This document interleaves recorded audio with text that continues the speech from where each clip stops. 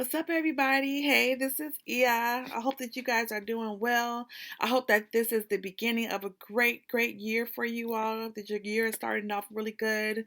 Um, and I just wanted to create a quick video for you all to kind of give some information about the accompanying Orisha of the year.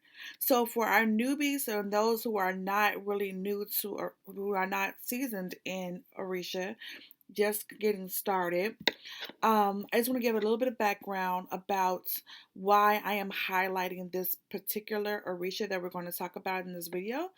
And then once I give you that background, then let you give you some information so you all know more about this Orisha.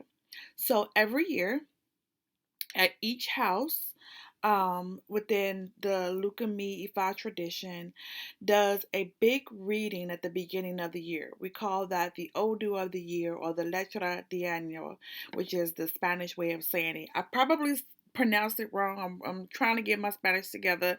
We working on it, okay? But basically it means the letter of the year or the Odu or reading of the year. And so the head Babalao or the Padrino of the house does divination for the entire temple to see what Arumala has to say about us that year. The warnings, the advice, the good and the bad, how we can, what we need to do in order to live our best lives, operate within our destinies, and, move forward. So there's a whole bunch of information that comes along with that, which we will be posting today to Ashe. It's also posted on the temple website, which is www.gotbaba.org. But one of the first things that they post is the reading or the Odu for the year. Within that, the Babalaos also ask which two Orishas, the masculine and the feminine Orishas, will be the most predominant energy this year for our Ile, for our house, right? And so if you go online and search other houses and things like that, it may be different for each house. But for our house for the year 2024, the two Orishas who are ruling or and accompanying this year is Ogun and Yewa. Yewa. Yewa. Okay, so the main Orisha who is ruling this year is Ogun, and I will do a separate video about him, or we will do a separate video about him soon. But today we want to focus on the feminine aspect, the female accompanying Orisha for Ogun, which will be Yewa. Yay! I love it because Yewa is she's not one of the most well known of the Orishas, if you know what I mean. Like, you hear often about, Oya and uh, Oshun and Yemaya. We hear about them often, but Yewa is one that we don't really hear as much as often, unless you're kind of digging for her or doing research. So I love it that we have such a rare Orisha who is accompanying us and who is with us this year. She is bringing blessings on top of blessings. And when I tell you guys, I already see her influence, and as I start to dig deeper into her information, you'll understand why I'm saying what I'm saying. But I already see her influence, and we're just in January still.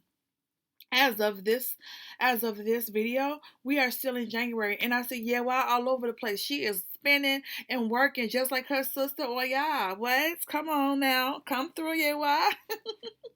So since she has such a strong influence and since she is really coming through for Temple Orisha Ileifa, I think it would be wise of us and beneficial of us to get to know her a little bit and to understand her energies a little bit and what it looks like when she manifests, and also what is she asking of us. Because remember, the purpose of having an accompanying and a ruling energy or Orisha for the year is so that you know who's helping you get your life together this year, right? They're not here to punish you. They're here to help you. They're here to call it out whatever needs to be worked on and worked towards so that you can live your best life. And it's not always easy. You know, it's not always going to be, fluff is, beautiful. Sometimes doing the work can be difficult. Sometimes doing the work can be challenging, but we're up to the task because we're not out here by ourselves. We have our Orishas, we have a Rumala, we have our Babalaos, and we have each other, right? Okay, so let's talk about Miss Yewa, shall we? Okay, so I'll give you the basic information about her first. This is stuff that you can just Google online, and then we'll go more in depth, okay? So Yewa is the Orisha. She is the Orisha of the cemetery. Now stop, pause. As a daughter of Oya and a priest of Oya Yansai Hekwahe, I'm sure that may perk your ears up when you say, "Okay, yeah, why is the Orisha of the cemetery?" I thought Oya was the Orisha of the cemetery. Okay, well, Oya is the Orisha of death, change, transformation, and the cemetery gates. Meaning, Oya is in charge of the transitional process that we call death. So the dying process, the ending of things, the portal between one life to another, um, the gateway into the cemetery, which brings the person into the realm of the living. Oya also operates within the realm of the living, but her main point is the transitional part of it, the portal part of it. Whereas with the Yewa, she is inside the cemetery. She is inside the cemetery. She is the one who, once the souls have come into the cemetery, once the souls have come into the realm of the dead, she is the one that cares for them. She is the one who takes them in and makes sure that they are settled and makes sure that everything is okay. Let me text Bob and tell him not to come in here making a whole bunch of noise while I'm doing this video. Hold on a second. Okay. In the room. Now watch he come in here anyway, y'all. Watch. He gonna do it. So even though you're sending him a text, he gonna do it. Just watch. But anyway, all right. So she is the one who takes care of inside the realm of the cemetery. All right. So what does that mean for her? We'll go into it and how she became that in a moment. But the basic information, her realm inside of nature is inside the cemetery. Her colors are pink. Her color is pink. Her number is the number 11. And for all of my numerology people, you can post below the significance of the number 11. I know, but I want to hear your interpretations as well. Um, 11 is a master number. 11 is a high number, and it's considered the number of ascension. So I'll leave it there. I'll let that be another conversation that we can have in the comment section to get some engagement going. But her number is 11. Her place is the cemetery. Her color is pink. Okay. She takes on a lot of the qualities of Oya. So when it comes to offerings, you could always take an offering to the cemetery, and instead of just leaving it at the cemetery, you can go inside the cemetery and leave it, maybe by a tree or some neutral place within the cemetery. And she can take anything from coconuts to she can take eggplants too. Um, and any other things that's sweet, like, cupcakes and candies and, things like that. She'll accept those as offerings as well. Okay. So when we talk about what Yewa represents and what she will be bringing to us this year, Temple Orisha Ileifa this year, Yewa is the Orisha of purity, She is the Orisha of virginity. She is the Orisha of innocence. And she is the Orisha of feminine energy. Okay? So let me make a distinction here. So Oshun is also the Orisha of feminine energy. But even though Oshun is the youngest of the Orishas, Oshun's feminine energy shows up as a seductive, um, grown woman, seductive, owning her femininity in a way that is more refined as an adult woman type um, energy, right? So it's that feminine energy that has a little bit of an edge to it. It's that feminine energy that has been cultivated almost as an adult. It's the feminine energy that's balanced but has an a bit of a kick to the back end of it, if you will, you know. And all of the female Orishas have their feminine energy that they bring, but Yewa and Oshun, that this is their main energy. Okay, so let's break each one of those down. All right, purity. So when we think of purity, we think of something that's untainted, untouched, unconvoluted, that sort of thing. Yewa represents the part of the feminine energy that has not been polluted by this world, but that has not been polluted by all of the videos and the TikToks and all the things that tell us that taints our innocence, you know. That's why, like what they say with children, you got to be careful with what they see and what they have access to. Monitor their usage of different devices and things like that, because they can be exposed to something too soon that really does take away a measure of their innocence. It really does take away a measure of their childhood, because their psyche has not grown into that. So their purity, we should protect their purity by protecting what they see, what they're engaged in, what they're privy to, what they hear. We can ask Baba, what is the Odu? I know that there's an Odu that says we have to be careful what we allow the children to hear, because it could affect them. That they listening to, as my grandma used to say, grown folks' business. The reason why our elders said that, to mind our business when we were younger, is because they knew that we were not ready to process things in a way that would be healthy and in balance for us, and hearing certain things or seeing certain things, especially sexually explicit things, could derail us and make us lose a portion of our purity, not by deed, but in by perception and things of that nature, right? Okay, so the next would be like virginity. Again, virginity just means untouched.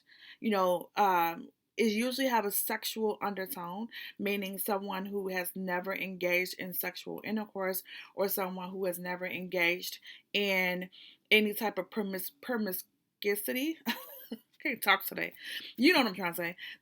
They haven't engaged in any form of sexual um, uh, actions or deeds or even thoughts. So when I tell you about the pataki that goes along with Yewa, you'll understand why I include thoughts into that. Okay. All right. And then the next is femininity. Femininity. When I tell you Yewa is busting the dough down and she ain't playing with y'all this year. And let me also say this: the feminine energy, as well as the masculine energy, is present within all people. It's present within male and female. So I'm not speaking of gender, I'm speaking of energy. The masculine energy is a forward moving, action based, left brained energy, right? That's the perspective of the masculine energy. The feminine energy, however, is the recepting, receiving, going with the flow, the flowing, the creativity, the um the birthing, the flourishing, the cultivating. That is the feminine energy in action. Okay? That is how the feminine energy manifests. All right? So with those things being said, Yewa is asking of us, or she's coming into our lives this year to bring in more flow and creativity and to help you to get your needs met in a way that doesn't require for you to show up in a masculine, gruff, brute way, but to go through the flow, to work with the universal principles of water and air and ether, and to move in rhythm and in tandem with the universe rather than pushing and pushing hard against the grain. And that is for both men and women, male and female. This message goes across the board. Men, if you are not, we're not saying for you to get into, feminine energy in the way that you present or in the way that you identify, if that is not how you identify. What we're saying is whether you be masculine or male or female, adapting a feminine energy approach to life with Yewa's influence this year will help to bring you into balance easier. Okay? Also, Yewa represents the inner child. The inner child. That part of you that has not been tainted from life doing what it do, from life lifing, right? That child, that part of you that used to play and not worry about things and not overthink things, and who would just sing and didn't care who was listening, or who would build stuff and not care who judged it, or who would cook something and just love it, and those things, the greater part of who you are, which we are calling the inner child. Yewa represents that. And she is asking each and every one of us this year to get in touch with our inner child and to heal our inner child. And like I said at the conference, this is the year of shadow work. This is the year that shadow work will benefit you greatly. What do I mean by that? In shadow work, we go back to that inner child and we start asking ourselves the hard questions. We start to identify where the shift happened. Where did I shift? I used to be this carefree, playful child. What happened? Where did I shift? How did I develop the thoughts or the beliefs or the fears or the whatever may be holding you back? Where did that come from? And then ask yourself questions about it. Do some self-reflection, do some journaling. I have a shadow work journal that I can post a link to here up here if you guys want. That can have I have some really good questions in there that is thought provoking, so that you can start to heal that inner child, so that the outward adults can be free. Yewa, in essence, is asking you all to do the work to be free. Because one of the things we know about manifestation is that when you are stressed or in a low frequency, or when you have not worked through things and you still kind of weighed down, manifestation is either slow or it takes the hard work. You know what I mean? And Yewa is saying that's not feminine energy. You're working against yourself. You're making things harder on yourself by not healing and not allowing your inner child to be free, because your inner child is where you're powerful. That's your most powerful place. Also, Yewa is about self-care. Guys, I'm not just talking to your wives. I'm not just talking to your daughters. Men need self-care too. It may look different for you guys. It may be just simply resting, sleeping in a little bit. Or it may be, allowing yourself to just sit down with a cup of coffee without having to deal with stuff and hear things and blah, blah, blah, blah, and fix something. Giving yourself just a little minute to breathe and men, it could be talking to a trusted, safe person, even if it's another man, another guy friend or whatever, brother or whoever, about how you feel, about what's bothering you, about things that's happened in your past that may, you're human. So a lot of this for the men, Yewá is asking you to tap into your humanity and to grant yourself grace and give yourself permission to feel what you feel and then work from there. Ladies, with the self care is not just doing your nails and your hair, though we like that. We like that a lot, right? Hold on. Hold on. Okay, yeah. Wait. Okay, yeah. We like it. It's important. When you feel when you feel good, when you look good, you feel good, which is a part of Oberoson, which is our parent or Odu of the year. What was the second witness of the year? But of course, when you look good, you feel good. So yes, that's a part of self care. But also, I believe that the largest part of self care is granting yourself permission to to put yourself first. I'm not saying be selfish. I'm saying be self aware. Ask yourself sometimes, what do I need right now?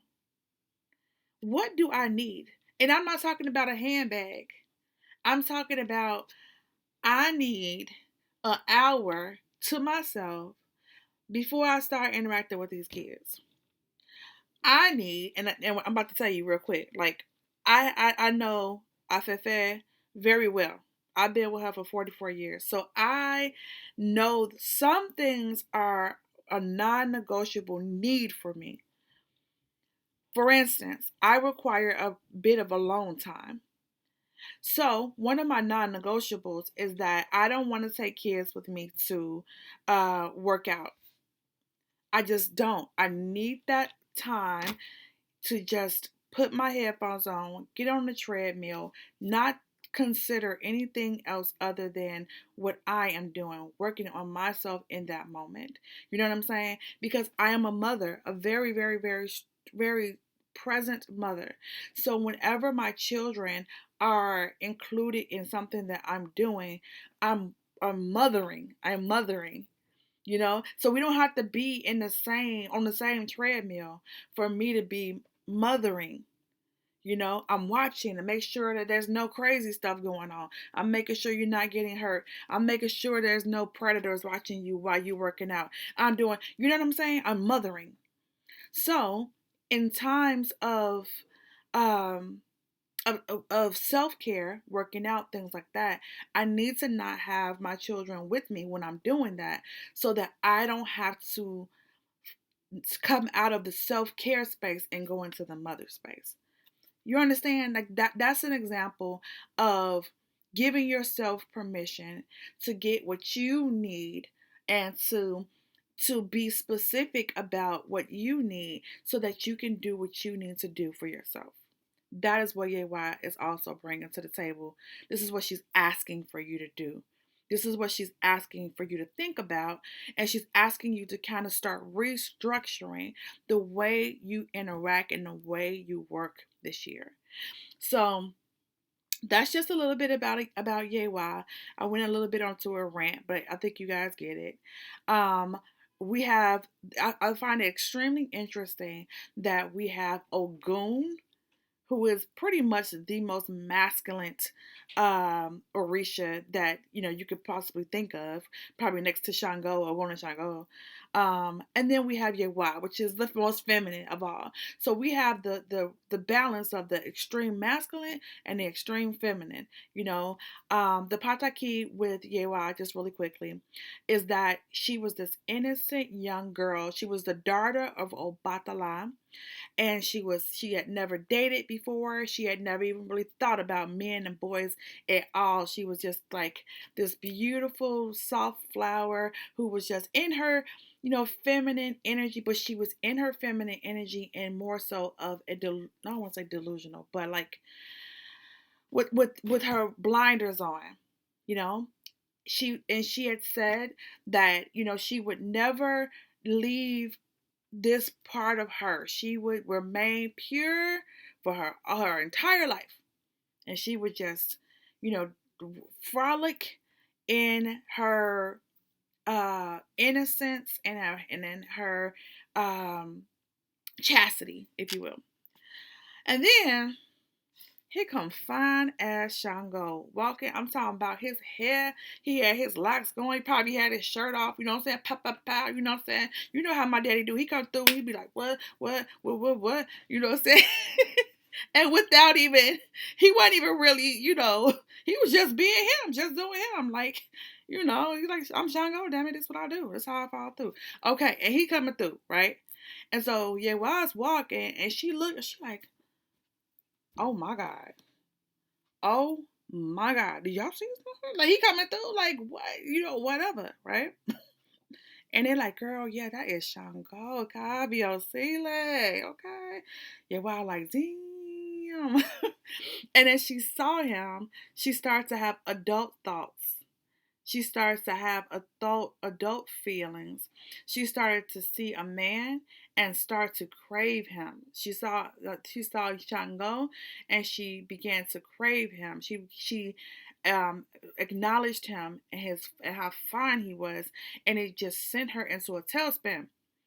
And so she went running like, oh my God, what the hell, whatever. She went running up out of there, and she goes to I've heard two different stories.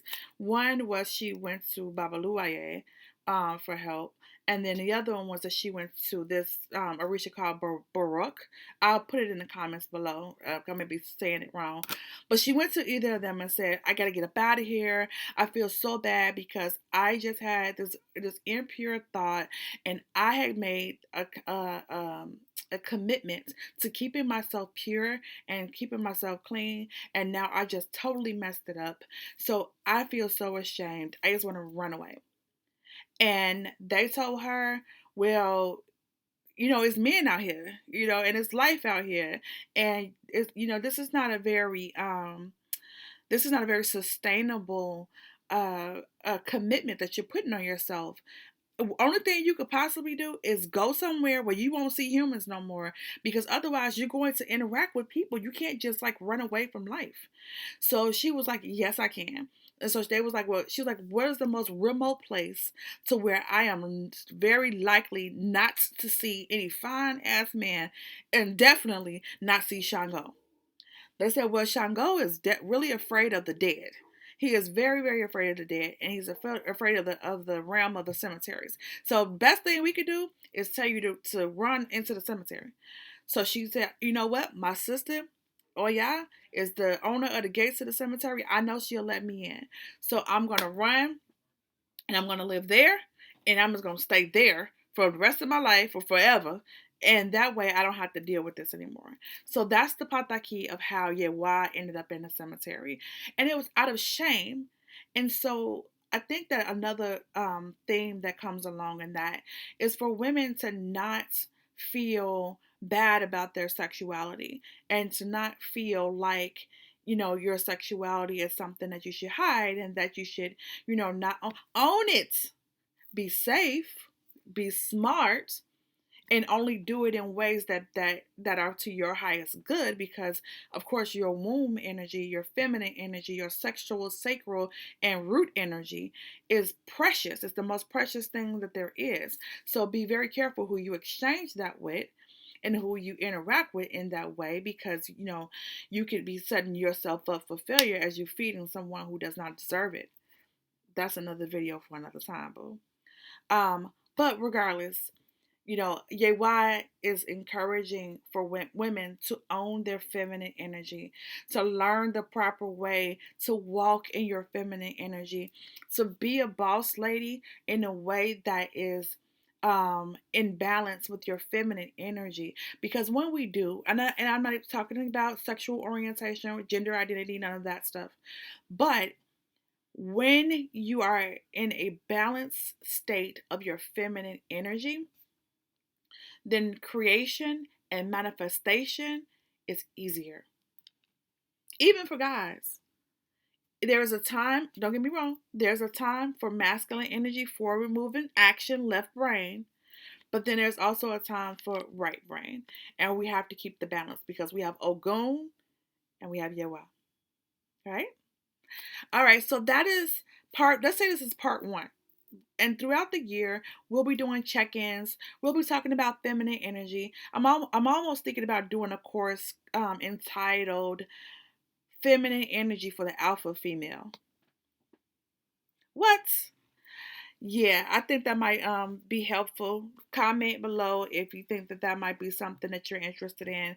You know, because I have these conversations with people a lot often, and they tell me that they don't know how to show up in that feminine energy in a way that feels good for them because they are doers and they are people who do hard things and get things done. And I understand that. I have goddaughters who are soldiers in the military. I have goddaughters who are executives. I have goddaughters who are, who are bosses. And a lot of times they have to be in their masculine energy for those roles. So it's difficult for them to make the shift out of that into the feminine energy in their personal lives and things like that. So let's put that a pin in that as to something that we will explore, throughout the year since Yewá is here. And then we'll touch on to the masculine energy Ogun very soon. All right? All right, thank you for tuning in. If you have any questions or comments or anything like that, let's get a conversation going below this video. Now is a really, really good time for us to start talking about it. If you have any video suggestions that you would like for me to do regarding Yewa, feminine energy, anything like that that you could think of, put it below and I'll get started on making it for you, all right? We love you all. We appreciate you. Thank you for being a part of this community and our family, and we will talk with you soon.